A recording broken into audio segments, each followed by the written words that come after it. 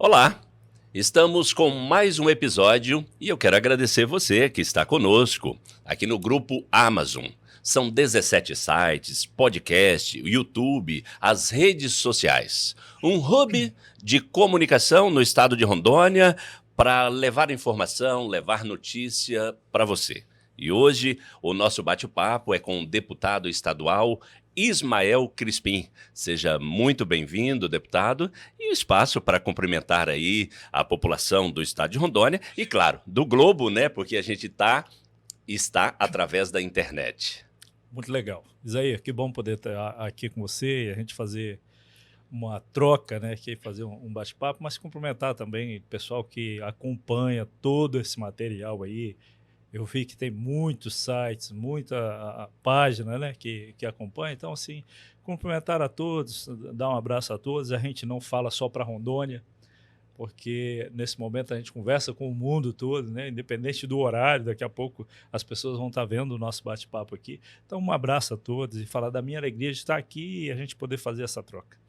Agradecer aqui o sãomiguelnoticias.com.br, né? E a gente, através deste canal, disseminando esse bate-papo tão gostoso, assim como bem disse o deputado. Deputado, nós vamos chegar aos mandatos, né? Às reeleições, à questão eleitoral, estamos em ano eleitoral, mas uma pergunta que não quer calar, e como a primeira nossa aqui, deputado, eu quero saber de onde surgiu essa aptidão política para defender os interesses do povo de Rondônia, seja no setor privado, no setor público, no terceiro setor, saúde, agricultura.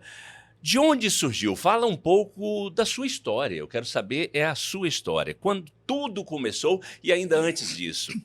Fala de Ismael Crispim para gente. É muito legal a gente aproveitar esses momentos aqui, até para voltar no tempo, né? Porque Verdade. a tua pergunta me obriga a voltar no tempo. Quer saber tudo. Tempo. E olha que em relação à política, eu era extremamente ignorante. Ignorante no sentido literal da palavra mesmo, né? Primeiro por não conhecer, não entender o que a política era capaz, que ferramenta era essa, né? Tão importante para a sociedade.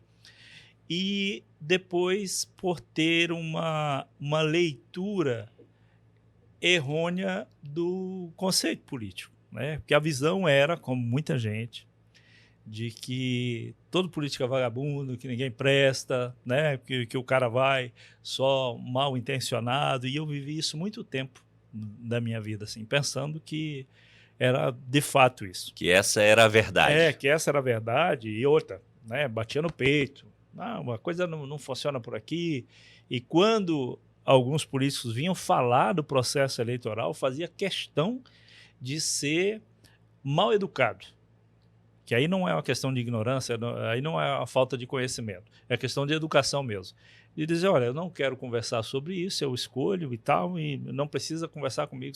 Não, mas eu queria mostrar meu ponto de vista, não quero saber do teu ponto de vista. Então, assim, com o tempo, eu me caso, vem meu primeiro filho, né, o trabalho, a lida, e eu sempre fui vendedor, né?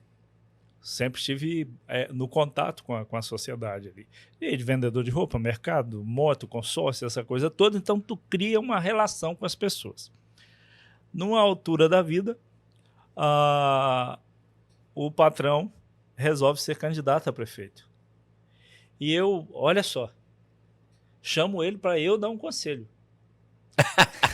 Essa é boa, essa é boa. Eu querendo dar um conselho para ele. Falei, vem cá. O que foi? O povo está querendo, quer que eu seja candidato? Falei, não, senhor, não se mete com isso. Esse negócio não presta, isso, aquilo e tal, e vou tentando convencer o cara a não ser candidato. Fez de conta que me ouviu, foi embora. Passado uns dias ele me liga e falou, passei na convenção. Eu quero que você venha para cá, venha cuidar da minha campanha, porque eu vou ser candidato. Eu falei, mas a gente não tinha combinado que você não ia mexer com isso? Eu falei, não, mas não teve jeito não. O fulano pediu e o povo apertou e eu sou candidato. Ali nasce o meu primeiro contato com a política. Eu chego para um processo que toda campanha tem, que é a administração financeira, né? E era isso que eu começo a fazer, mas por ter essa vivência de lidar com pessoas, se aproximar, discutir e tal, você começa a caminhar, tudo bem, tem a obrigação para pagar, eu vou pagar. Mas tem o seu João ali para conversar, não custa eu parar com ele um pouquinho e conversar sobre o processo e falar, olha, meu candidato é fulano, como é que o senhor está vendo? E aí eu começo. Então ali nasce meu primeiro contato. E eu lembro que o primeiro discurso político...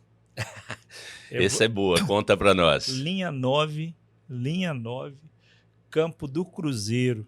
A linha 9 ela fica numa região ali entre São Miguel e Seringueiras, que foi tema de litígio, uma discussão ferrenha, mas enfim, a época era de São Miguel, hoje está mais para Seringueiras, e uma reunião política lá. E naquela noite fazia muito frio, no campo, espaço aberto, o vento passava e cortava todo mundo. O que deve ter sido bom que as pessoas ficaram próximas umas às outras, ou não? Pouquíssimas pessoas. Pouquíssimas pessoas. Aí eu recordo que a gente chega, desce do carro, cadê o pessoal? Nada. E o meu candidato olha e fala, eu vou falar para quem? Como é que tal? Aí eu fui, e agora? Né? Como é que faz? A gente já está aqui, a gente tem que fazer a reunião. Aí, bora lá. Eu falei, hoje, deixa eu falar hoje? Ele falou, pode falar. E que ele mesmo, por ele já acabava a reunião antes de começar, né? E eu vou e faço uma fala no Campo do Cruzeiro, na linha 9, e pedindo voto, e fiz um discurso. Na minha cabeça tinha 10 mil pessoas na minha frente. Empolgado. O melhor candidato do mundo estava ali do meu lado e eu estava ali para avalizar aquele cara e eu tinha que convencer aquela multidão que se resumia a umas 10 pessoas e que todos já eram do mesmo grupo, já tinham o candidato, né? E aí termina o discurso e vamos embora. Na reunião seguinte, aquelas 10 pessoas que estavam naquela reunião já foram lá e falaram, não, você tem que falar aqui igual você falou lá na linha... Ganhou corpo. Você tem que falar aqui igual você falou na linha 9. Não, mas eu não tenho que falar, porque eu não sou candidato. Lá era porque não tinha ninguém, daí para não ficar muito feio, eu peguei... Não, você tem que falar. Então aí eu falo segunda vez, terceira, e o candidato ganha a eleição. Fizemos prestação de contas, aquela coisa toda, e eu volto para casa. Quando eu vou voltar para casa, ele diz, olha, é o seguinte, era meu patrão, pagava meu salário, você não vai embora. Tu vai vir para cá e vai me ajudar. Eu falei, mas eu não entendo nada, eu não consigo somar, sabe? Porque... Sendo realista mesmo com a situação. Porque a política é assim, e eu procuro sempre separar, né? Uma coisa é o processo eleitoral, é vencer o processo. Outra coisa é fazer gestão. E às vezes tu tem um bom gestor, mas é que ele é péssimo para você vencer o processo eleitoral. Se ele é bom gestor, mas se você depender dele, você não tem o voto.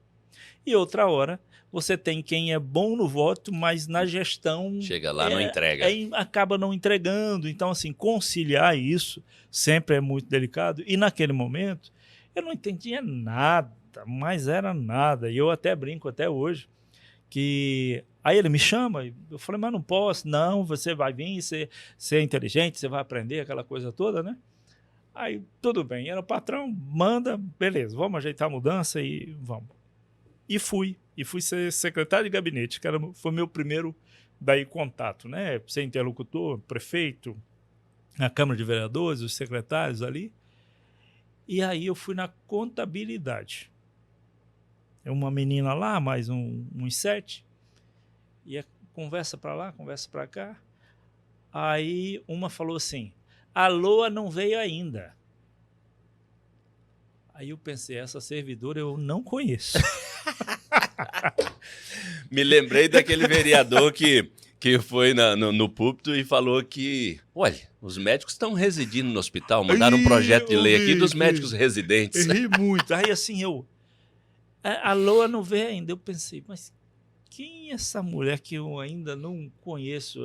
Né? Porque eu conhecia, eu conheço a Cida, a Silvana, tal. Já tinha passado ali o momento de transição, conhecendo Tal, todo mas a mundo. Loa, quem que é a Loa, né?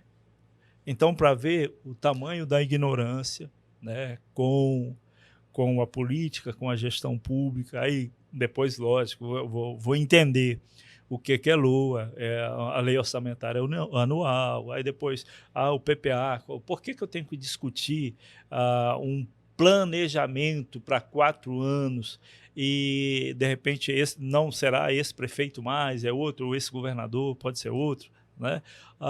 Por que existe a lei das diretrizes orçamentárias, que vai dar o norte para que você trabalhe a lei orçamentária? Então, eu começo a aprender. Mas os primeiros passos, então, na política, vêm dessa questão. E detalhe,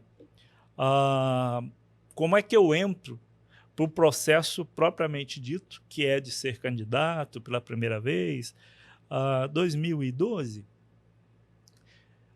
eu fui secretário de gabinete, depois fui entendendo o que era a LOA e tal, fui ser secretário de administração e fazenda. Então, começo a aprender e conviver um pouco mais com servidores, discutir com os outros secretários, então você vai aprendendo. Mas cansa também, sabe? E aí eu falei, olha, eu estou tendo prejuízo aqui, e é melhor na iniciativa privada, que eu ganho um pouquinho mais de dinheiro, tenho mais liberdade, ninguém fica falando mal de mim, por isso, por aquilo, eu compro e pago, eu sou um cara decente. Eu vou lá e falei, eu quero sair, eu quero ir embora, quero cuidar do meu sítio, das minhas vacas, deixa eu ir embora. Aí ele olha para mim, o prefeito, falou, não vou fazer a tua exoneração, não. Homem, não está liberado. Não, eu falei, homem, deixa eu ir embora. Não vou deixar, não vou. Aí eu chego em casa, falo com a Eliane, minha mulher, falo, olha, pedi exoneração para cuidar da nossa vida, ficar. Ele não deu exoneração, o que a gente faz? E também não queria se indispor, né? Não queria se indispor, querendo sair.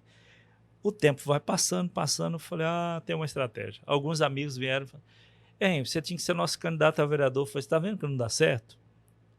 Peão chucro igual eu, e porque se meter a ser candidato, eu falei, vocês estão de sacanagem comigo, né? Porque ninguém vai querer votar para mim. Eu sou o cara que pede para mim um negócio. Se eu não posso, eu não consigo falar, não, eu vou dar um jeito aqui, depois você volta. Vamos ver, volta depois. Eu já pego e falo, meu irmão, não vou fazer, isso aí não dá certo, não tem condições, eu não tenho interesse. E ponto, eu falei, você está vendo que para política esse negócio não dá certo? Olha que eu já tinha melhorado muito, hein? Mas ainda estava pensando que esse comportamento não dava certo na política. Aí, eles convidando, aí eu falei, Eliane, arrumei uma forma de sair e a gente cuidar da nossa vida. Como? Falei, o pessoal está pedindo para ser candidato. Você não vai ser candidato, você não está doido? Você vai mexer com isso? Vai ser vereador, rapaz? Todo mundo fica falando mal da gente? Não quero não. Não aceito. Eu falei, então tá bom, deixa isso quieto. Passa uns dias, a turma reúne de novo. Aí eu fui lá e falei para ela, a turma reuniu de novo, estão querendo. Aí ela falou assim, bom, você que sabe, a decisão que você tomar, eu tô junto. Já melhorou. Eu falei, bom, já tá. Mas lá no fundo, a minha ideia era, eu saio candidato, não ganho eleição, porque né, tem os grupos políticos na cidade, todo mundo organizado, e eu, marinheiro, primeira viagem, eu não ganho eleição, e aí eu vou cuidar das minhas coisas e sair, tá tudo certo. Aí fui, né? Ei, chefe, oi, tudo bem? Vou te comunicar. Tomei uma decisão aí. O que é? Eu vou ser candidato. Mas você vai ser candidato a quê? Vou ser candidato a vereador. Ele olhou para mim, tirou o chapéu, usa chapéu até hoje. 2 votos. 2 votos, o seu e o da Eliane. Aí eu falei, não, o meu, né? Porque o dela, se eu não fizer as coisas tudo certinho daqui lá, eu posso não ter também. Mas o meu eu vou garantir.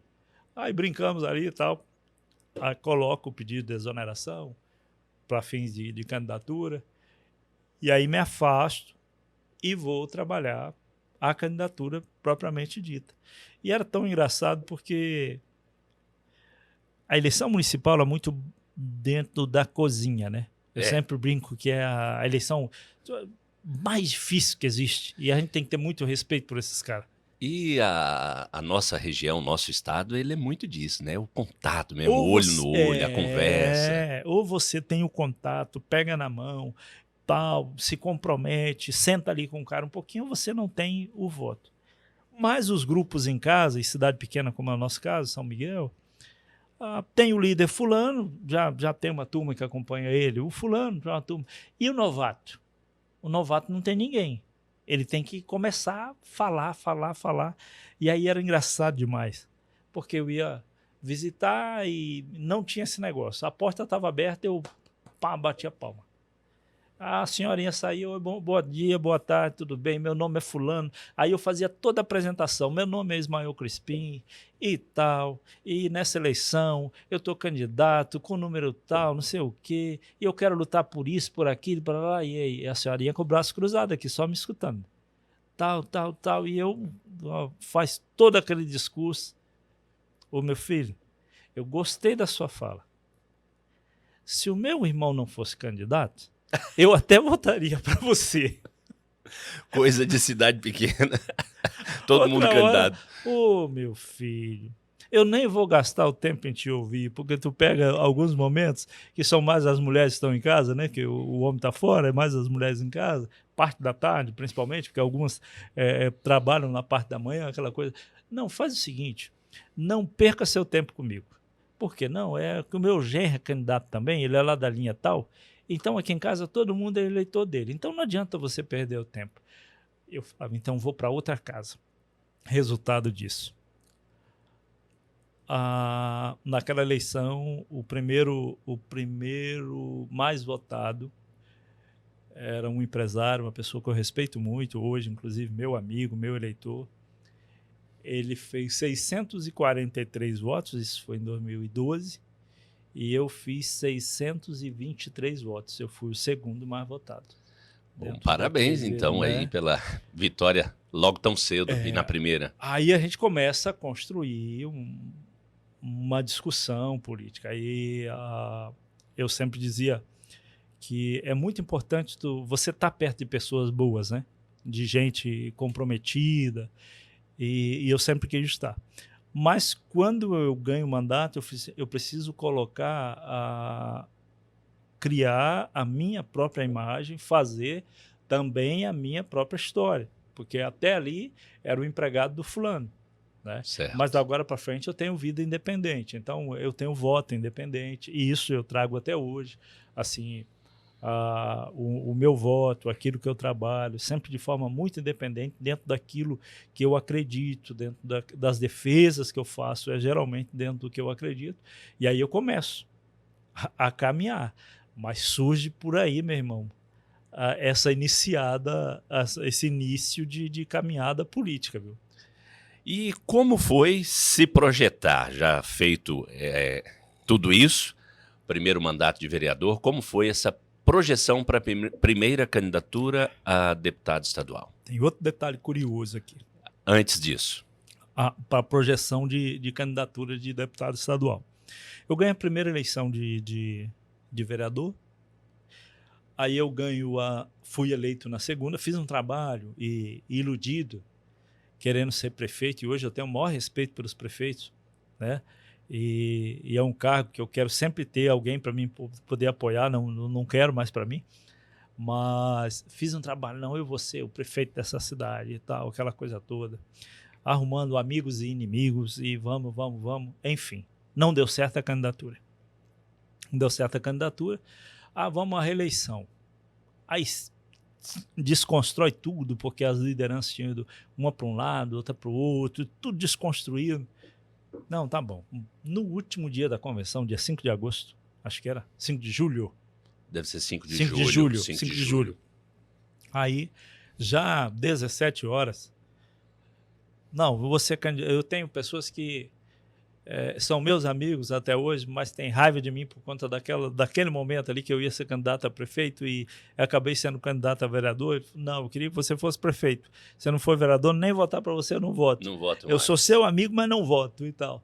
Então, aí eu me reelejo em 2016 e também fui eleito presidente da Câmara. É outra experiência maravilhosa, você liderar seus pares e conduzir o processo da Casa Legislativa. Só que eu vinha de sonho de estudar, graças a Deus deu certo, e eu vinha lutando ali, né, para terminar a faculdade, aquela coisa toda, e eu sempre fui de fazer muita entrega no sentido daquilo que eu pego para fazer, você fazer a entrega verdadeira, ir lá, fazer a defesa e tal. Então era um mandato que ele foi ficando pesado, pesado, e eu... Pesado no sentido de ficar robusto? Pesado no sentido da cobrança, né? De você não conseguir, porque assim, ó, por isso que eu falo, o mandato de vereador ele precisa ser muito respeitado, porque ele é muito próximo da comunidade. A ponte caiu. Ô meu vereador, a ponte caiu. O médico não foi, de repente o médico atrasou, aconteceu alguma coisa, furou o pneu, não chegou na hora certa do plantão, mas a mulher do eleitor está chegando para ganhar o bebê e chega lá, cadê o médico? O médico não chegou. Grita quem? Grita o vereador. Verdade. Né? E por gostar de entregar, de cumprir com os compromissos, eu entendi que estava pesando o mandato. E aí eu falei, olha, de novo em casa, e é bom isso. Sempre as decisões em casa, né? São tomadas em casa e se aconselhando ali. Esse mês é o mês da mulher, preciso fazer uma homenagem, inclusive. Aproveite. Né? Aproveitar, porque são mais de 30 anos de história, né? São 30 anos se aconselhando, e isso é muito bom. Então, assim, quando o bicho pega mesmo de verdade, eu falo, peraí, que decisão a gente toma aqui? É essa. E se der errado, a gente tá junto. E se der certo, a gente vai sorrir junto, tá tudo tranquilo. Isso é muito bom. Né? Aí, Eliane, caminhando ali, 17, e nós apoiamos um deputado em 2014, ele ganha as eleições, e eu sempre fui muito tranquilo, assim, no sentido que a minha preocupação sempre foi a sociedade. Né? Nunca cheguei... atende minha mulher. Não. Nós precisamos melhorar a rua, nós precisamos melhorar a linha, nós precisamos fazer ponte, nós precisamos melhorar a saúde. E aí eu apoio um candidato a deputado e ele ganha as eleições.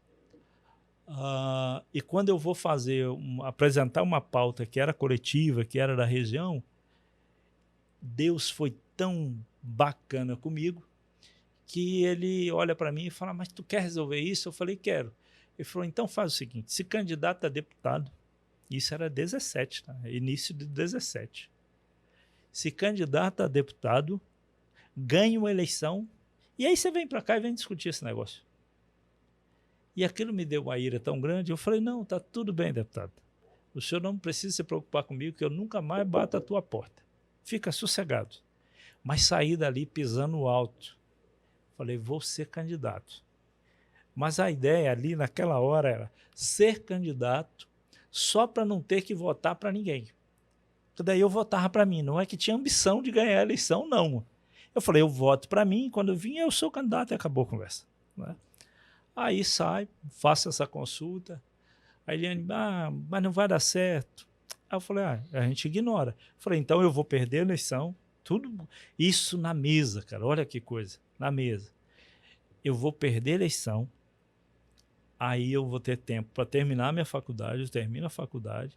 Quando vierem atrás de mim para eu ser candidato, aí eu falo, já perdi uma eleição, eu não dou mais conta disso, deixa eu quieto, porque agora eu vou tocar minha vida de outra forma e já dei minha contribuição também. Então tá bom, se vai ser assim, tá bom. Aí eu começo a conversar. E eu lembro que lá na região a gente tem um site lá, que era jornal impresso, né? Papel, e o rapaz escreve uma matéria. E eu ali falando de ser candidato. Eu vou ser candidato. Ainda aí, na fase pré, lá para trás, né? Aí ele escreve no jornal dele e sai distribuindo. E eu estava no mandato de vereador e aquele jornal chegou lá no meu gabinete. E a manchete era assim: quem terá coragem de enfrentar os gigantes da região da 429? Aí citou fulano e fulano. 2 gigantes. Tipo, não tem para ninguém. Não sai um candidato. E desses 2 gigantes, algum era você? Não, longe. Aí ele coloca, né? Ele falou assim, não adianta ninguém vir, porque aqui o fulano é isso, o fulano é aquilo, e foi um negócio bonito.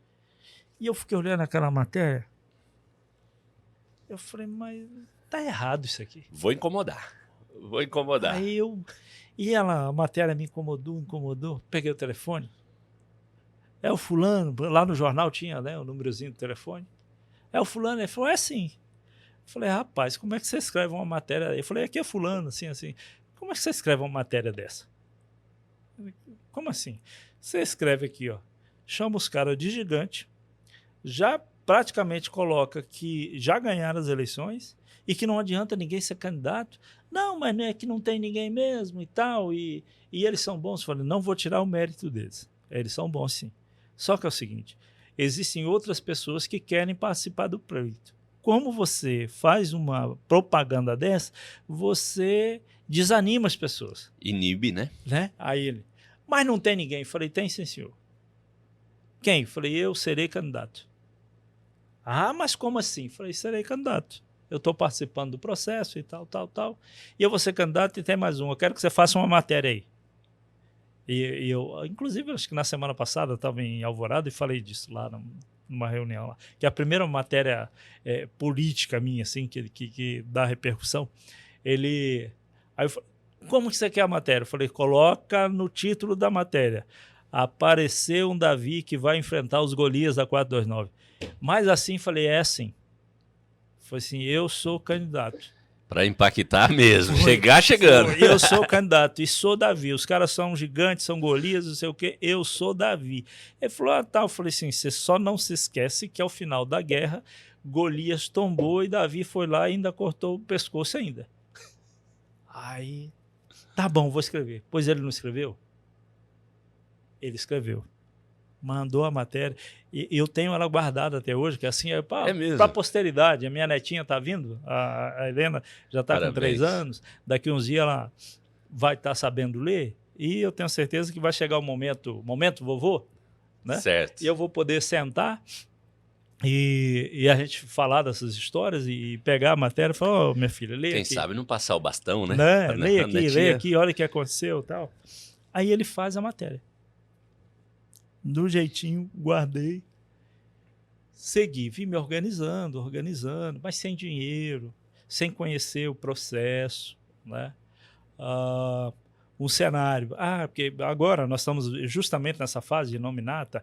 Aqui, fulano tem não sei quantos votos. O voto, no momento de preencher a nominata, é a coisa mais fácil que existe. Eu sempre digo, é a coisa mais difícil que existe. Eu sou muito agradecido aos meus eleitores que me deram uma eleição enquanto vereador sempre muito bem votado.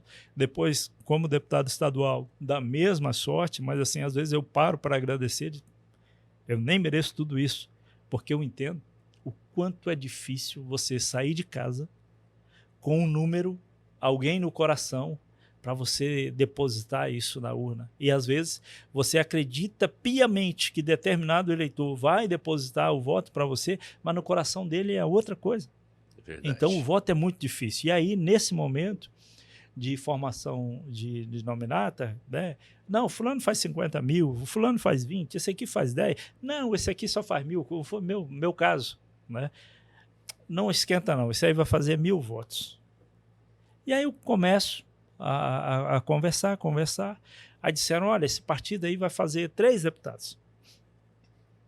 Fulano tinha lá os cotados a serem deputados. Aí eu falei, poxa vida, eu vou participar, vou perder, mas tenho chance de ser suplente de 3 deputados. Verdade. Tenho chance de ser suplente. Vai que um vira prefeito, acontece alguma coisa, eu posso me virar deputado. E tá tudo certo para mim. Sabe, assim, com pureza, sem estar preocupado e tal. Aí eu lembro que, à época, o governador era o Daniel Pereira, que era do partido, e ainda discutia se ele era candidato a governo ou não, tal, aquela coisa toda. Ele me liga. Eu quero incluir fulano nessa nominata. Eu falei, governador, o senhor vai me tirar a chance de ser deputado. Ele falou, mas eu quero ser governador, rapaz, você tem que me ajudar. E na hora eu fiquei chateado, depois eu falei, não, pode colocar. Lá no coração fala assim, vai mais um nome para engrossar o caldo. Eu falei, pode colocar, tá tudo bem. Quem for ganhar a eleição tem que ter voto, pode, fica à vontade. Aí ocorre que aquela eleição o partido não faz os 3 deputados, que teve um problema no percurso e um candidato fortíssimo sai do roteiro. E eu ainda falei, bom, se não faz 3, agora faz 2. Eu continuo podendo ser suplente de 2. De 2. Né? Então, tá, tudo bem. Mas quando nós vamos para o processo, vão acontecendo coisas e daqui a pouco eu falo, olha, aí começo a fazer minhas contas, eu digo, eu tenho chance. Começa a dar uma luz de que...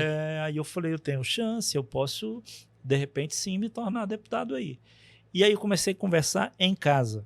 E por isso que eu valorizo muito o voto na minha casa, as pessoas, e graças a Deus sou muito bem votado no Estado, e respeito todos os meus eleitores, né? Em cada município que eu vou, tento deixar um pouco de mim nele e de fazer amizade e tal, mas esse voto de casa, ele tem um conceito que é do sentimento, que eu chamo sentimento de pertença, que é algo que eu trabalho isso, então, desde 2018. Eu dizia, olha, é possível a gente fazer.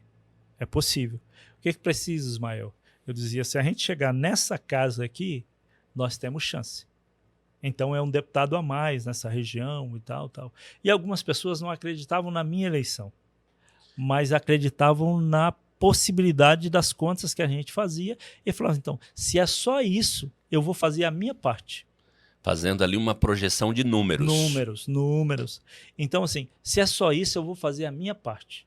Eu lembro de um amigo lá da linha 102 Sul, lá do quilômetro 14, acho que é. Ele falou, ó, é o seguinte, nem de política eu gosto, mas você é o candidato. Eu não acredito que você ganha. É muito difícil o processo que você está. Mas você é meu amigo.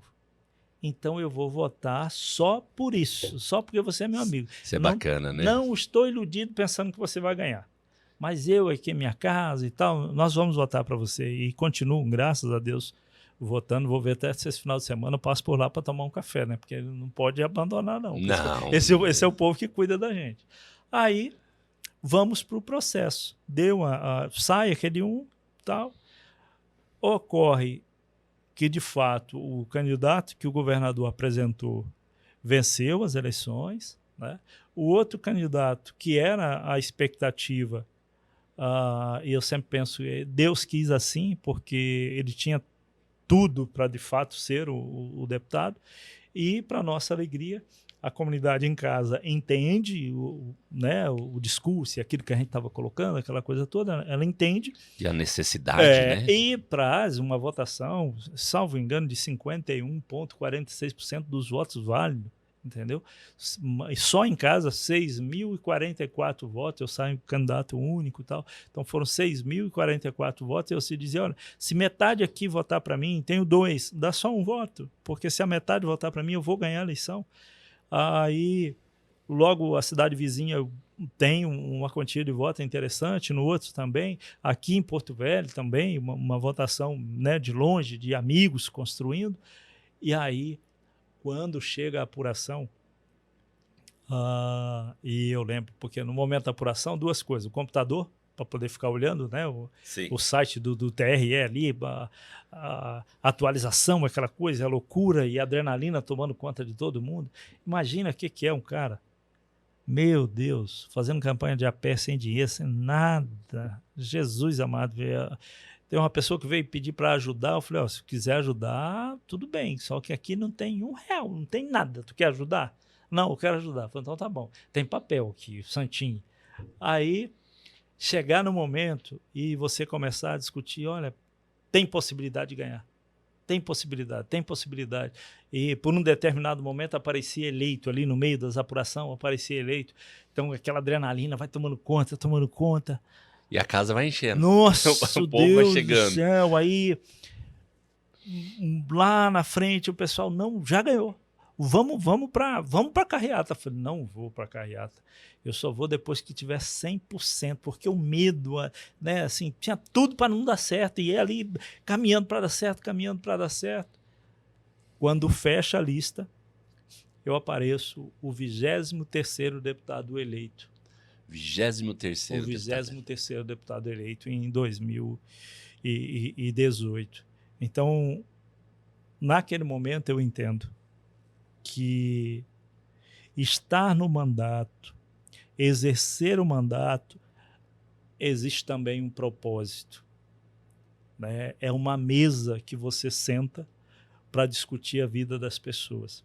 Então, assim, de certa forma, e a Bíblia trata isso, né? Que toda autoridade ela é constituída por Deus. Algumas para pesar a mão, como é o caso do faraó do Egito, eu sempre uso isso como exemplo. O faraó pesa a mão sobre o judeu, que era para o judeu entender que o tempo dele ali tinha vencido e que ele precisava ir embora. Mas outras também para abençoar.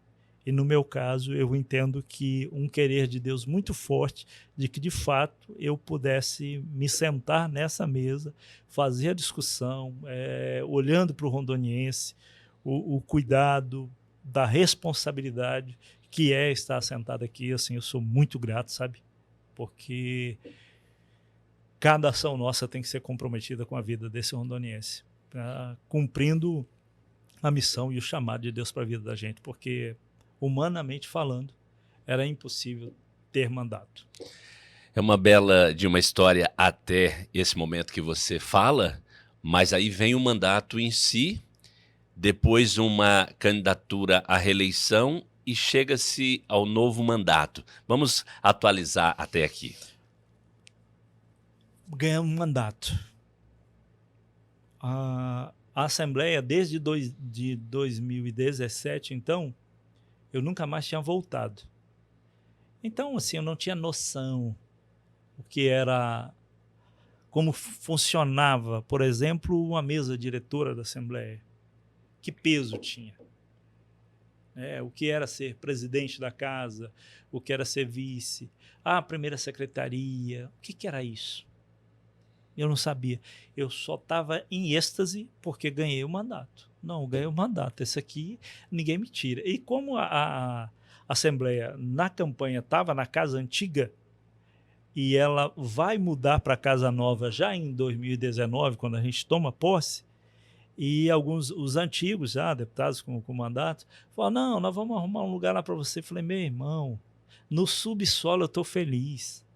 Eu tenho mandato. Meu negócio, o que eu precisava era isso. Aonde vocês vão me colocar? A voz e o voto. Se é no subsolo, no 0, no 1. Eu não estou preocupado com isso. Falei assim, agora o que de fato eu precisava era isso, era um mandato. Aí eu venho, a gente começa a discutir. Existe uma outra eleição, que é a eleição da mesa diretora. Aí começaram a conversar comigo. Eu falei, eu não sou candidato. Eu não tenho interesse em negócio de mesa, essas coisas, eu não tenho interesse. Falei assim, eu só não quero brigar com ninguém, onde o presidente estiver. Falei assim, eu quero ser amigo do rei. Para mim tá bom. Mas tinha os candidatos, fulano é candidato, fulano é candidato e tal. E eu comecei a conversar com todos e eu sempre fui muito assim seguro, né? Eu acho que uma coisa importante na nossa vida, enquanto alguém com mandato, é a palavra. Se a gente confidencializar um compromisso na palavra, eu não preciso colocar no papel que vai ser assim. Eu só preciso cumprir, né? Então, antes de dar a palavra, eu falava, olha, precisa acontecer isso e isso. Se acontecer assim, para mim está tudo certo, eu vou lá com você. E não adianta ninguém vir, e até hoje eu continuo assim. Depois que eu firmo o compromisso, não adianta ninguém vir. Muda aqui, que não tem interesse. Eu acho que a gente vai construindo uma história, né? E até hoje, na Assembleia, quando há um fechamento de questão e que a minha palavra vai, quando alguém pergunta qual o posicionamento do Crispim, é tal, falando, não, então esquece, lá não volta mais. Né? E eu acho que importante. Acho que isso é muito bacana. Né? Aí foi a construção, então, da eleição da mesa diretora. E um quer isso, quer aquilo. Eu não queria nada, eu só queria o mandato. Tá bom. Aí chegaram para mim, Crispim, é o seguinte, a gente só consegue fechar a eleição da mesa se você for o primeiro secretário. Eu falei, eu não quero, não. Por quê? Eu falei, não, porque eu tenho outras coisas, tenho outras prioridades, não quero. Aí foram embora. Daqui a pouco voltaram. Só dá certo se você aceitar. Aí eu falei, tá, mas como é que é esse negócio aí? O que faz e tal? Mais ou menos assim, falaram meia boca, né? Nem falaram a real. Aí eu falei, ajuda então, fecha. Eu falei, pode colocar meu nome, eu aceito. Aí quando eu entro, eu entendo que a primeira secretaria é um cargo poderoso, Poderoso, importantíssimo. dentro da Assembleia Legislativa, muito importante, né? E aí tu vai aprendendo uma série de situação. E aí, então, nós vamos para o mandato propriamente dito. E eu começo a fazer algumas discussões que até hoje são norte do nosso mandato. Primeiro, eu não consigo chegar em um determinado município ou instituição e com ninguém e dizer, olha, o que eu tenho para você é essa garrafa d'água. Por que eu não faço isso? Porque, de repente, a água você tem. O que você precisa é do pó de café para fazer o café. Mas não tem como você substituir essa garrafa de água por uma medida de café, porque eu estou precisando fazer o café. Não, não tem. Para você, eu só tenho se for a água. Então, não consigo fazer isso. E aí eu começo a fazer um trabalho de base, de ouvir, de sentar, fazendo entender, um levantamento mesmo. E de lá na base, e eu lembro que Colorado Oeste, tem uma escola lá, o nome da escola Marcos Donadon. O pai, né, do Natan, desses meninos aí, que foi prefeito lá em Colorado, 1900 antigamente. Aí eu faço uma visita na escola. Essa escola, encontro lá uma professora e aproveitar para homenageá-la, né, a professora Sandra, e ela com 35 alunos especiais num ambiente parecido com esse, assim, muito pequeno. E eu começo a olhar e chamei ela depois, a gente sai da frente dos alunos, falei, como que a senhora dá conta? Ela tinha deficiente visual, autista, uma série de PCDs e ela tentando cuidar de todo mundo naquele ambiente apertado. Eu falei, mas aí você não vai conseguir entregar. Ela falou, mas é o que eu tenho. Eu não tenho outra coisa. Fazendo o melhor com o que ela tinha no momento. Eu falei, mas é muita criança dentro do mesmo ambiente. Ela falou, pois é. Chegou o primeiro, eu cuidei. A mãe do primeiro contou. Aí veio um segundo, eu cuidei. E elas começaram a contar e tá desse jeito. Ela falou, se chegar o 36, eu vou receber ele. Eu não vou abrir mão dele. Olha, eu falo isso assim, cara, Aí eu falei, meu Deus. Falei, o que a gente faz? Ela falou, a gente precisa de uma sala adequada, a gente precisa de material e tal. E eu anoto aquilo e venho embora. Aí fui procurar o secretário de Educação à época. Sentei com ele e mostrei. Falei, olha, a situação é essa. E ele ficou me olhando assim, estático. Como é que você sabe disso? Eu falei, é porque eu vou na base. Ele falou, mas o Cone Sul, que é Colorado, nem a tua região. Eu falei, não, eu sou deputado do estado de Rondônia. Então, de Vilhena, Califórnia, me interessa. Pimenteiras, Jaci Paraná, Jacinópolis, toda essa região, onde tiver um rondoniense, me interessa. E eu fui, identifiquei isso e entendo que o Estado tem condições de resolver essa pauta aqui. E ele falou, de fato, tem. Aí nós pegamos o telefone, já liga, viva a voz para a professora, ela começa a chorar lá do outro lado. E ele falou, vou atender porque o Crispim me trouxe aqui a tua realidade. Então, é esse trabalho. E começo, né, norteando o mandato por pautas voltadas para a educação, por pautas de inclusão. E quando eu vou trabalhando isso, educação, muito interessante a gente falar sobre isso, porque alguns dizem, você fica discutindo educação aí, rapaz, esse negócio não dá voto, não. E eu pensei, pode ser que eu tenha só um mandato.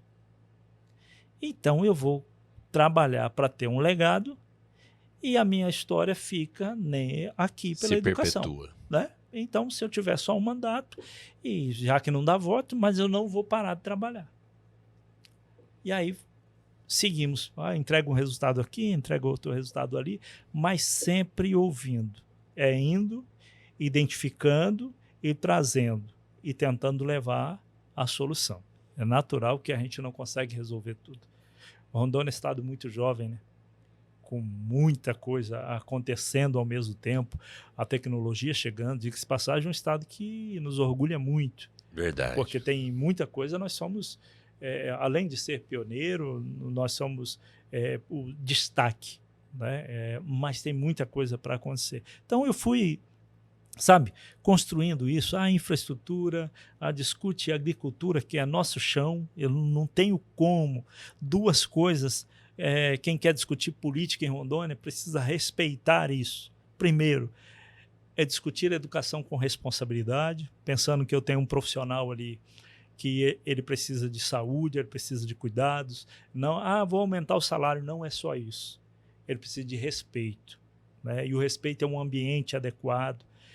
Você encontrar um profissional como esse que eu relatei, dentro do ambiente inóspito, sem condições, praticamente, de ele exercitar aquilo que ele tem paixão por fazer, não, dê a ele condição e a gente vai melhorar. Então, quer discutir política em Rondônia? Tem que discutir educação, tem que discutir agricultura e com um olhar muito voltado para a agricultura familiar. Que, olha, nós produzimos, por exemplo, muito café. Nossa região é uma região que produz muito café. Muito café. Eu fiz umas entregas de muda na semana passada e a gente tinha um público lá, acho que de uns 100 produtores, num dos municípios. E eu perguntei assim, quem aqui tem 50 mil pés de café? Levanta a mão. Nenhuma mão levantada. E eu fui baixando. E as mãos não levantavam. Então significa que nós estamos produzindo muito, produzindo com qualidade, mas nós somos pequenos produtores. Agricultura familiar. Então a gente tem que cuidar. Como é que eu faço para melhorar a tecnologia, dar condições desse produtor estar empolgado e motivado para seguir no campo produzindo, porque na abertura do ano legislativo, eu tive a alegria de fazer assim, o discurso da abertura do ano, né, representando meus colegas deputados, e eu falo exatamente isso. Veja, o cara faz faculdade, faz a prova da OAB, é advogado, faz o concurso do Tribunal de Justiça e vai para um gabinete com ar-condicionado e um bom salário. Mas esse bom salário tem que vir, esse recurso tem que vir de algum lugar. E no nosso caso específico de Rondônia, a maior parte da nossa economia, do nosso PIB, vem do agronegócio. E se o nosso agronegócio é mantido por agricultura familiar, eu tenho que lembrar que o meu custo do ar-condicionado, do bom salário, vem da mão de homens e mulheres da agricultura familiar. Então eu preciso defender, eu preciso trazer tecnologia. Então nós moldamos todo o nosso mandato dessa forma. Fomos construindo do diálogo, de ouvir, de retornar um telefone, de retornar uma mensagem e cuidando, e sendo cuidado também, sendo abraçado, né? Você encontrar pessoas que têm a alegria de cuidar e falar, eu quero orar por você. Você é uma pessoa que precisa estar aí, eu quero orar, eu quero estar junto com você. A energia precisa ser boa, sabe? E aí veio a eleição. Outro cenário difícil. Antes do deputado chegar na próxima eleição, falar aqui do Águia Dourada, café de altíssima qualidade, produzido em Nova Brasilândia. E quando o deputado fala de agricultura familiar, é isso. O empacotamento de alta qualidade é o que faz o diferencial nos 4 cantos do estado de Rondônia. Algumas regiões estão ainda um pouco atrás, mas já procurando se tecnificar, procurando zelar desde o cuidado do solo, o preparo do solo, o plantio da muda e a colheita, todo o tempo de produção para produzir muita qualidade. Então, isso é muito importante. E mandar um abraço aqui para Águia Dourada Café, de altíssima qualidade e de muita produção em Nova Brasilândia. Agora o deputado pega o gancho aqui e vamos para o novo mandato. Só falar do café aí, outro dia eu entreguei para uma família, né? Uma de agricultura familiar, isso. Uma agroindústria, e ele vai empacotar o café dele, então tem a empacotadeira, tem o torrador, a moinha, a balança para pesar, para o peso sair, tudo certinho com a marca dele. Então, assim, esse produtor vai agregar valor à produção dele, né? Aí volta lá na eleição, chega um momento. Só um momento. O deputado almoçou aqui nessa mesa com a gente, um Marmitex, e o café que a gente serviu aqui foi o café Águia Dourada, tá? Um abraço a toda a família. Segue aí, deputado. Chega o momento da eleição em 22, aí havia um acordo, né? Porque o Brasil começa a se redesenhar na contada de 2018 do ponto de vista ideológico, né? Os extremistas, os moderados, né? E eu me considero um moderado. Tem algumas coisas e alguns princípios que eu não abro mão, né? Independente, não abro mão. Mas entendo que é possível a gente, num caminho um pouco mais plano, fazer uma discussão e cuidar da vida das pessoas. Eu acho que esse é o foco, de fato, da política. Mas, nessa caminhada, então, conhecendo alguns pontos de vista, amadurecendo politicamente e olhando a história partidária, no meio do ano ali, de 2021, por aí, a gente faz um acordo para a questão partidária e tal, e eu fiquei tranquilo, olha, vai dar para discutir a eleição e tal. Quando chega esse momento que nós estamos agora, justamente, né, nós estamos no mês de março, né, que é o mês da janela eleitoral, é aquele pula-pula, sai do partido, vai para outro, aquela coisa toda, era meu momento de sair do partido.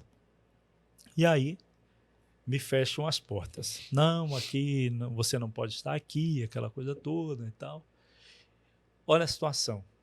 Nós construímos a nossa nominata com, eu acho que 6 candidatos. 3 candidatos com a votação um pouco melhorzinha e os outros 3 candidatos que contribuíram, inclusive, com a nominata, mas com a votação menor. Só que aí chega o momento da conta também, começa a fazer conta. E eu olho e digo, olha, só elege um. Dos 3 que ali estavam, eu e mais 2 estávamos no mandato. Então, é sempre muito abençoado, né? Assim, apertado, parece que não vai dar certo, aquela coisa toda. Aí, nós éramos, então, em 3 e mais uns 3, 4 candidatos ali para somar e tal.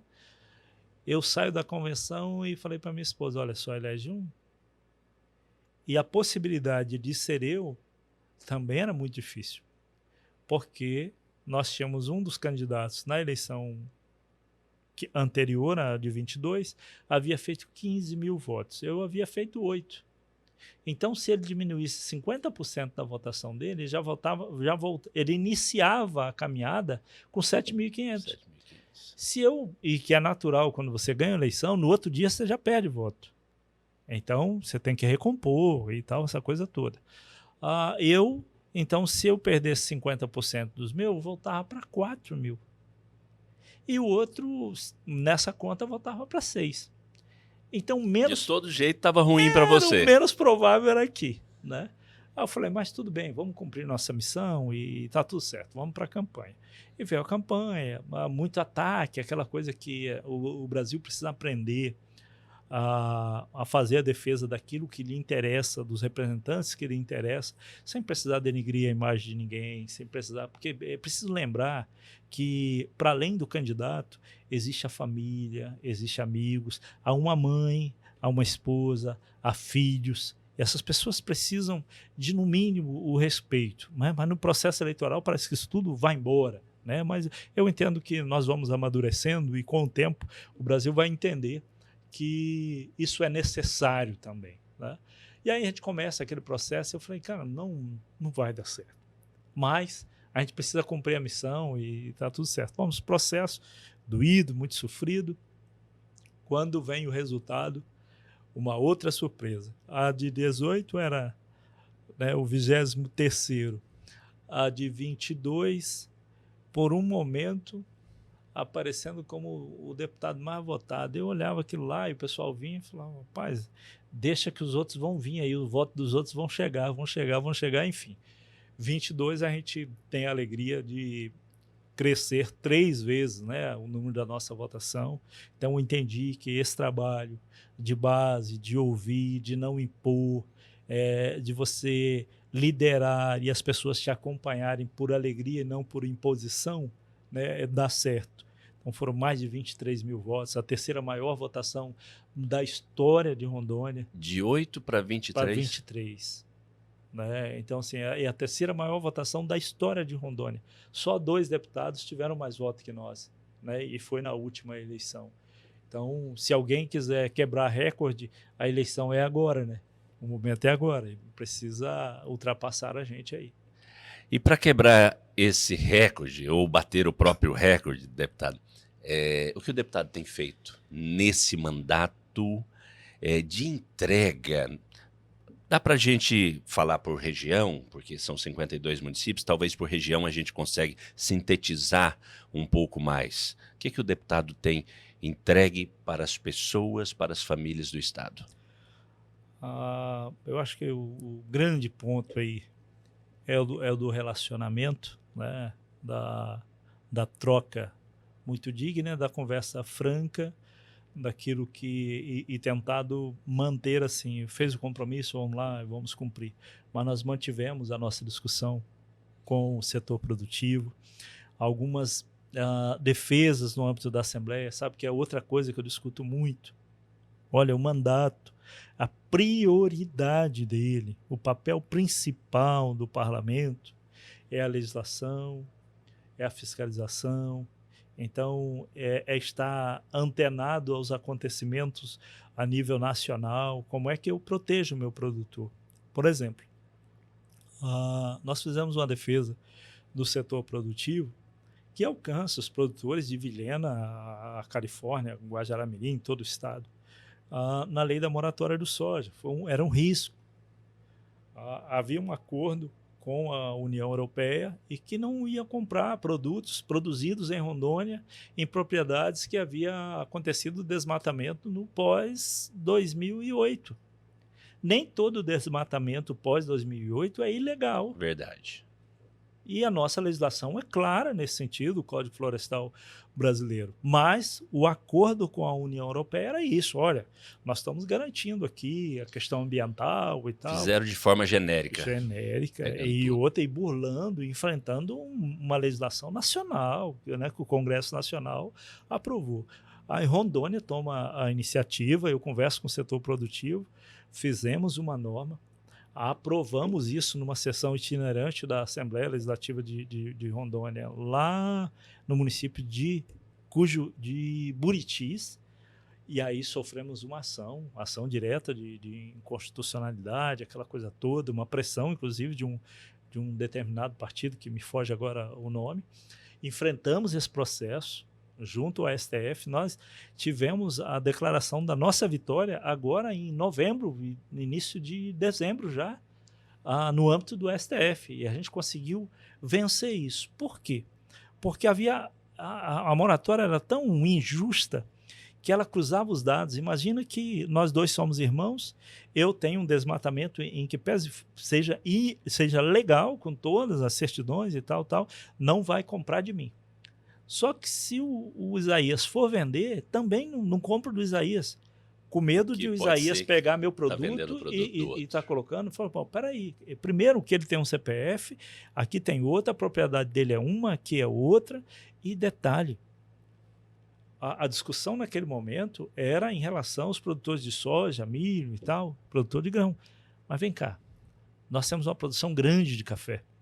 Se eu deixo passar a moratória do soja se cumprir no estado de Rondônia, podia ser que hoje a gente estivesse enfrentando a moratória do café, a moratória do leite e de tantos outros produtos. Então, veja, esse é um trabalho importantíssimo. Agora, isso me dá muito trabalho, né? Contar para o produtor que a gente tem feito isso. Outra grande discussão é a questão do zoneamento, que é o mapeamento, e a gente organizar o Estado do ponto de vista da regularização ambiental para que os nossos produtores tenham tranquilidade. Mas, sobretudo, tornando o mandato verdadeiro, presente, né? Fazendo as pessoas entender que o mandato está além da tela, está além do celular, está além daquilo que dizem. Além do gabinete. Além do gabinete, você está lá, fala assim, olha, está aqui.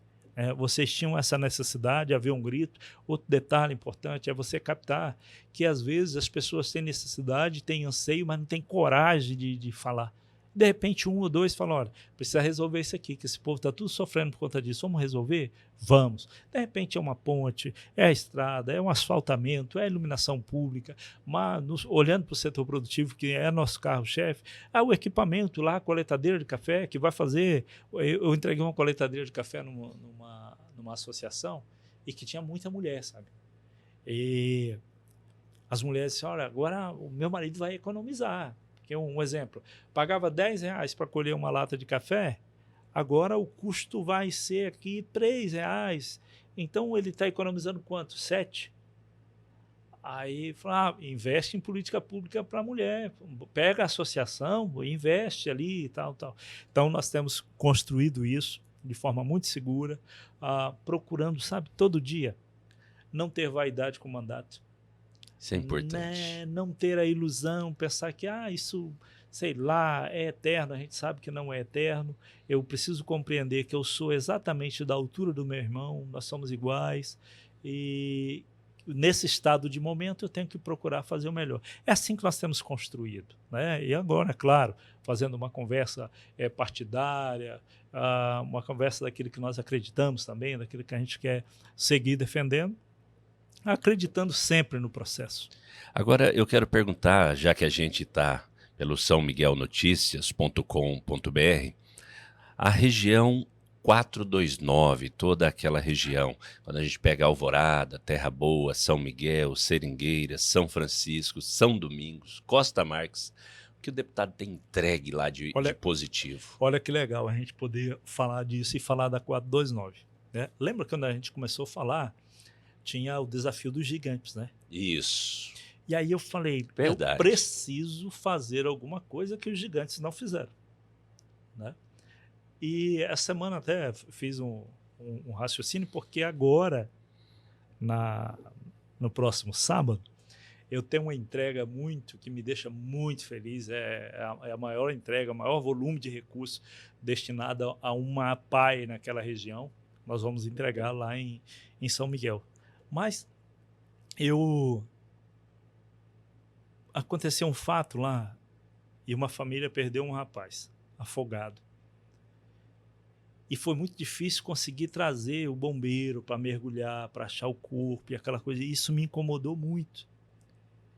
E na primeira oportunidade que eu tive, eu disse, o dia que eu puder, eu vou trabalhar para trazer o corpo de bombeiro para essa região. Não dá. Quando o mandato veio, a Assembleia fez uma economia. E aí, um destino para uma coisa, para outra. Eu fui com o presidente e falei, olha, eu quero a minha parte lá no Corpo de Bombeiro. O que você vai fazer com isso? Eu falei, eu vou construir um quartel de bombeiro lá em São Miguel. Mas lá não tem bombeiro. Eu falei, vou conseguir os soldados bombeiros também. Não, tudo bem. Destinou recursos para a unidade de Corpo de Bombeiro. Vai eu no comando geral do bombeiro. Coronel, eu preciso de uma unidade. Lá nós já temos a sede do 11º Batalhão, eu preciso de uma unidade do bombeiro lá. Mas tem a legislação. Não, nós vamos arrumar a legislação, a gente vai consertar. E, de fato, nós trabalhamos a legislação. Aí faltava efetivo. Nós trabalhamos a lei para contratação temporária. Eu fui o relator, e que beneficia todo o estado de Rondônia. E aí nós conseguimos. Nós entregamos o quartel todo equipado, com um caminhão de contra-incêndio, com ambulância, com viatura, 23 servidores, do tenente ao soldado do bombeiro. Nós entregamos tudo pronto, atende toda aquela região. Eu posso amanhã não existir mais. Isso fica lá como legado. Não tem como tirar isso. Foi o Crispim que trouxe. Agora, esse ano agora, está acontecendo agora. Né? Costa Marques é um município muito carente. E eu faço muito investimento na saúde do município de Costa Marques, porque me preocupa. Né? É um município distante, não é um município com um orçamento enlarguecido. E aí eu faço uma conversa com o novo prefeito. Nós colocamos lá recursos para fazer estrada, para atender a agricultura e tal, mas a saúde sempre foi ali, né, nosso olhar. Chega um prefeito que é médico. Eu falei, doutor, e aí? O que a gente faz? Ele falou, eu preciso de um ônibus, eu preciso dar conforto para minha gente. Porque não dá para mim colocar num micro-ônibus aqui as pessoas, num micro-ônibus que o banco não reclina, que não tem ar-condicionado, e sair de Costa Marques a Porto Velho. Eu falei, então vamos trabalhar para resolver isso? Já passou em CIB, nós estamos pagando, nós vamos entregar lá um ônibus de 2 andares, com ar-condicionado, ele vai colocar Sky, vai colocar o consultório para o técnico acompanhar. Então, olha só, eu posso até passar, mas isso marca a vida das pessoas. Aquela região ali é uma região que nós convencemos, por exemplo, um governador, lá em São Miguel, nós só tínhamos ponte de madeira, bueiro de madeira, a gente não conseguia, por exemplo, uma ponte de concreto e aço dessa com, sei lá, me parece que é 50, 100 anos de garantia, um negócio absurdo. E nós trabalhamos. Nós entregamos 4. Já tem pronta, entregue, e as outras que estão em fase de construção para entregar ponte de concreto e aço. Ou seja, o mandato pode terminar, mas isso as pessoas vão passar para sempre ali em cima dela ali e saber o mandato valeu a pena. O 11º Batalhão da Polícia Militar tinha uma casinha lá para o comandante, o coronel, e fazer o serviço administrativo. Mas olha que a nossa polícia faz um trabalho extraordinário naquela região. Recentemente nós tivemos uma prisão de mais de 6 toneladas de droga, né? E o espaço muito aberto. Estamos entregando lá a obra do quartel do 11º Batalhão, que é chamado de Forte Príncipe da Beira, no formato do Forte Príncipe da Beira. Então, sim, para poder cuidar. Além daí de você trabalhar a infraestrutura, sabe? Você trabalhar... Eu tenho uma região, não sei se você tem ido para lá ultimamente, mas... A minha ida última foi em junho do ano passado. Tu pega a saída para Nova Brasilândia, e eu passava lá agora no final de semana, aí você fica olhando, né? E eu sou um apaixonado, então acho que é por isso que não tem cabelo, sei lá. Você pega a saída de São Miguel para Nova Brasilândia até o frigorífico, tu tem uma rodovia duplicada. Aquilo já estava sendo conhecido como Rota da Morte, porque era um acidente atrás do outro. As pessoas morrendo. Acabou virando uma área urbana, né? Virou área urbana, e a duplicação trouxe segurança. Nunca mais se ouviu falar de uma vítima fatal ali naquela região. Porque é isso, eu acho que a política, por isso que eu falei lá atrás, olha, o quanto eu era ignorante do ponto de vista literal, porque eu não sabia que a política era essa ferramenta de transformação. Ela é. Agora, sim, a gente só tem que ter o cuidado na mão de quem eu coloco essa ferramenta. Porque ela pode ser usada ou para uma coisa ou para outra, né? Mas ela é capaz de transformar, sim, a realidade, é capaz de transformar para melhor, é capaz. A gente só tem que ter esse cuidado. Então, toda aquela região hoje, nós vamos sendo marcada, a Nova Brasilândia, o setor produtivo, a educação, nós vamos marcando a vida das pessoas, marcando, literalmente marcando, né? Tirando o cara do serviço braçal para o trator, para a coletadeira, trazendo a tecnologia para ele, se aproximando dele ali. Então, nós estamos próximo da vida dessas pessoas. Senão, toda aquela região hoje tem uma marca, estou muito feliz. Nós tivemos um reflexo muito positivo, inclusive, nas eleições municipais, de as pessoas... Ismael, quem é teu candidato? Meu candidato é o fulano. Eu preciso que ele ganhe as eleições. E só a exemplo, nos 5 municípios, nós ganhamos a eleição em 4 municípios. Se eu pego de Costa Marques a Alvorada, nós só perdemos a eleição lá no município de Alvorada. Os outros municípios nós ganhamos em todos. Então, significa dizer que o mandato tem entregado um resultado. E eu tive também, a nível de Estado, muita alegria no processo eleitoral municipal. Nós participamos efetivamente de 18 eleições vitoriosas, num estado que só tem 52 municípios. 18 18 eleições. nós estivemos juntos e vencemos as eleições. Ou seja, poderá vir um novo recorde. Vamos trabalhar para isso. Deputado,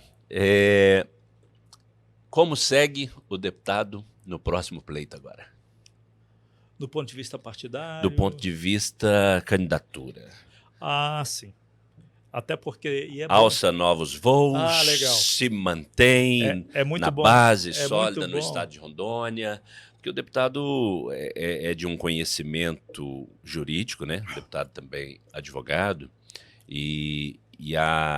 como o próprio deputado disse, chegou a casa com ignorância lá atrás sobre a política, mas alçou voos e vereador, e chegou a deputado, e chega à mesa da Assembleia, e entende o processo político como um todo, e já é o momento de pleitear algo novo, ou ainda se mantém? Eu tenho uma leitura que o Brasil passa por um processo de transição, né? Que é quando a sociedade começa a discutir de maneira muito forte as questões ideológicas. E nós temos ainda um país muito dividido, né? E que, a meu sentir, nós vamos tendo alguns prejuízos em relação a isso, né? E aí nós sofremos uma pressão. Não, o Crispim tem que ser candidato a deputado federal e tal. Eu entendo que não é meu momento para uma discussão de deputado federal ainda. Não é meu momento. Tenho desejos. Aproveitar até para registrar. Tenho desejo. Acho que o Congresso Nacional é um bom lugar para, de fato, a gente se aprender e aproveitar a oportunidade para fazer defesa de políticas públicas transformadoras. E é possível, sim. Você, no meio dos 513 deputados, ter um destaque, como nós já tivemos vários deputados de Rondônia que foram destaque no cenário nacional. Mas eu prefiro, em 2026, discutir o processo eleitoral tentando manter uma vaga na Assembleia Legislativa, manter o mandato de deputado estadual, me preparar um pouco mais e aí, num outro momento, que eu espero que não seja muito distante daqui, mas num outro momento, a gente poder sentar e conversar sobre o Congresso Nacional. 2026, o olhar ainda está para a Assembleia Legislativa.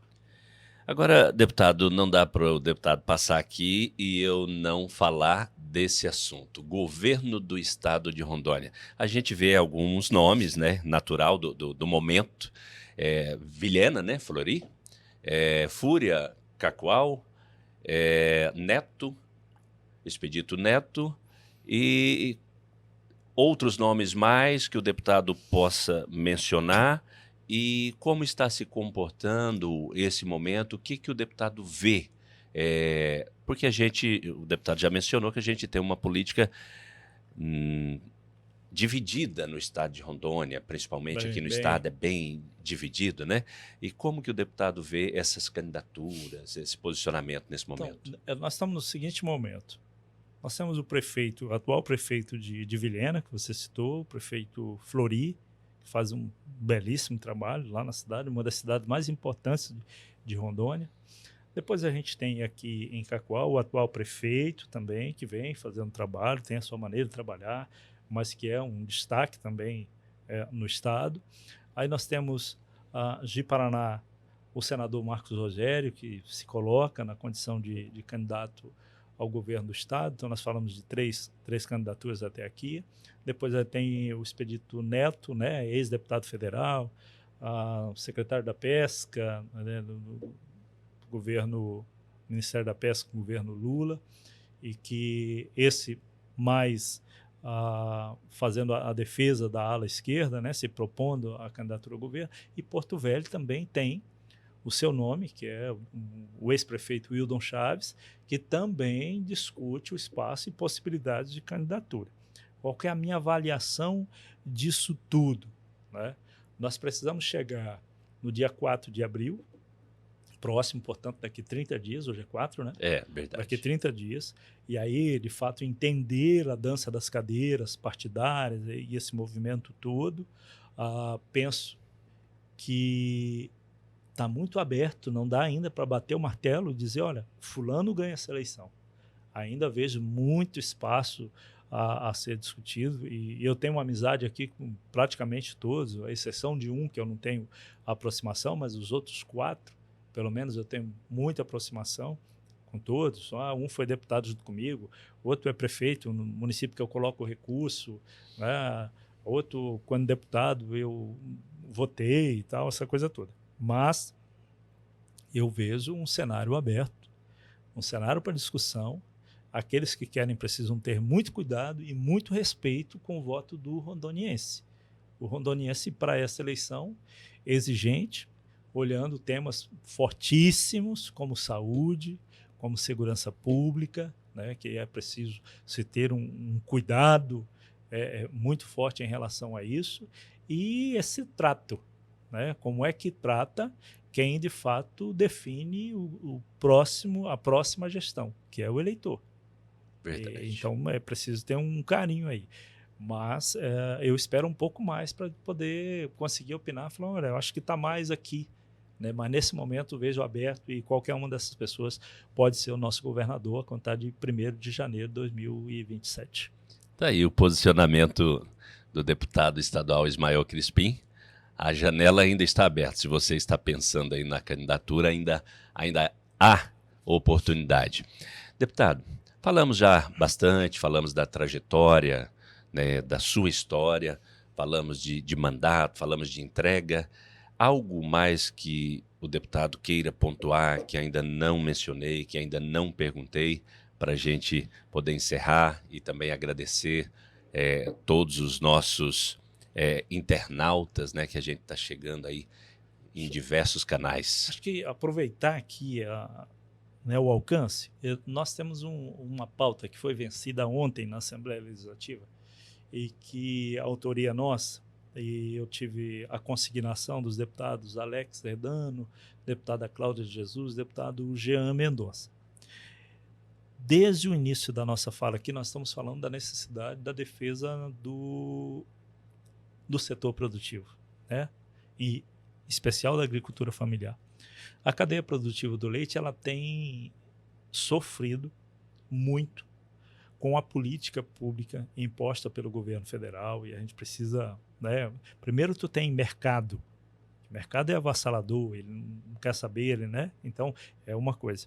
A outra é a política pública imposta pelo governo federal e o governo federal tem imposto uma política pública que tem dado, a meu sentir, prejuízo à cadeia produtiva do leite. Vou destacar Rondônia como um dos estados que produz muito, que nós temos várias famílias envolvidas, que a sua economia está voltada exatamente para a produção do leite. Mas quando ele começa a importar produtos da Argentina, do Paraguai, do Uruguai, e por isso de maneira até desproporcional dentro dos nossos estados, como é o caso de Rondônia, nos assusta e eu preciso fazer uma luta, inclusive aqui no estado, para poder reverter uma situação de legislação, uma legislação que data de 2005, que o Estado arrecada um pouco, sabe, com as importações, e me parece, eu preciso me aprofundar nisso, mas o sentimento que eu tive quando acessei esse dado é que Rondônia fica como um estado barriga de aluguel. Ele importa muito, é o segundo estado que mais importa produtos de origem lácteo. Ora, para onde vai esse produto? Na verdade, parece que o produto nem chega aqui. Chega o documento. Então, isso nos preocupa. Ah, mas por que esse documento passa por aqui? Porque o Estado ganha um pedaço. Só que na ponta, os nossos produtores sofrem. O que nós fizemos? Para Rondônia, a proposta era: nenhuma indústria de laticínio em Rondônia vai importar leite em pó para fins de recondicionamento, de reidratação, vai utilizar esse leite em pó para produzir outro produto. Não, ele pode importar o leite em pó e vender para o consumidor final. Ele não pode, a indústria não pode importar o leite em pó e desdobrar ele em outro produto. Essa foi uma proposta que nós fizemos, vetando isso no Estado. O governo entendeu e não condeno aqui o governador Marcos Rocha, mas acho que a nossa Procuradoria-Geral entendeu diverso assunto e opinou por um veto total dessa proposta. Nós fizemos um trabalho ontem, conseguimos com os nossos pares e fizemos a derrubada do veto. Pode importar leite em pó em Rondônia? Pode. Pode ser redesdobrado e transformar em outro produto? Não. Nós regulamos a indústria nesse sentido. Se ela quiser fazer, ela quer fazer mussarela, ela vai comprar a matéria-prima do nosso produtor. Não, ela quer fazer iogurte, não tem problema. Nós queremos que ela faça o iogurte, o requeijão, o queijo, todos os produtos da origem da produção, da cadeia produtiva do leite. Só que ela vai ter que comprar a matéria-prima do nosso produtor. Porque quando ela fizer isso, o valor do nosso produtor tende a aumentar. Então, esse é um cuidado. Eu queria destacar isso para falar, olha, o trabalho que a gente faz, e eu falei disso, esse é o principal papel, o da defesa. Nós falamos lá atrás dos produtores de grãos, que se estendia ao café, e agora estou reforçando a questão do leite. E todo esse trabalho feito na legislação. Na legislação. E chegando lá na ponta, isso que é importante. Exatamente. Agora, eu tenho que ter a missão de dizer ao produtor, isso aqui na tua vida é reflexo do meu trabalho. Se eu não disser também, não tem condições de saber. Porque quando o chicote dá no lombo dele lá, ele fala, opa, da onde veio essa chicotada? Ah, foi do governo. Né? Foi do governo como? Quem foi? Ah, não, passou lá no Congresso Nacional, não passou na Assembleia Legislativa. Opa!